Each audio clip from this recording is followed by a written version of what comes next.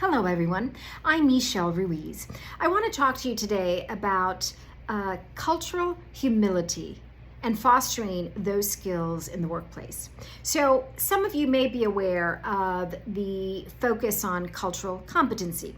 Cultural competency is upskilling individuals on being familiar with different cultures, and often it's used in, for example, multinational settings where you have either employees or clients from different parts of the world, and you want individuals to be able to be knowledgeable about being open to people from different cultures and actually skills related to different cultures. So for example, there might be a situation in which you want your team members proficient on cultures that are in Asia, as an example, or some other part of the world. Cultural humility is the skill set in which people become open and are humble about the differences with people of different cultures, and let's for that matter just say ethnicities.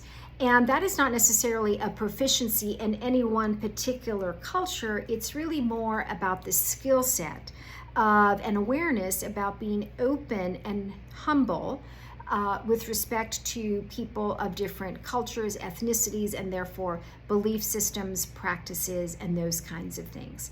That is really important and valuable in the majority of workplaces, especially in places like the United States, where we have so many different ethnicities and races and people from different cultures as part of the American populace. So of course we see that in workplaces, but it's also equally as relevant in companies that are multinationals or organizations. So the benefit of upskilling your employees as it pertains to cultural humility is, for example, better communication across different cultures. It also leads to more inclusivity and fairness, because when you have individuals and leaders who are sensitive and cognizant about being open to people of different cultures and ethnicities, then it leads to, more often than not, more fair practices.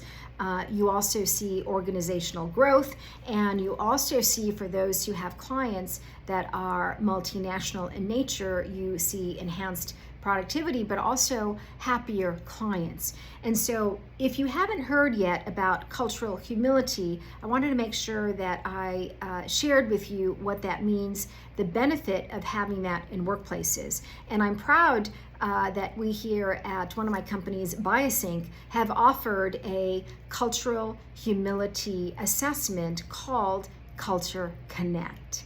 And it's a great assessment because it allows individuals to understand their strengths and areas in which they can expand their growth opportunities as it pertains to interacting with people of different cultures. And we also, if you're familiar with assessments such as, the Colby personality assessments or some of these others, there are badges that are allocated for individuals who show certain types of strengths and certain growth opportunities, and it's a very useful assessment. And it turns out we're currently also offering it as part of our anti-Semitism and Islamophobia module, which includes curriculum and microlearnings and this assessment, because part of mitigating anti-Semitism and Islamophobia in workplaces is giving individuals the opportunity to be open to people of different faiths and ethnicities, and how do you do that in a way that leads to more respectful workplaces. So that's my nugget for today, and thanks for watching.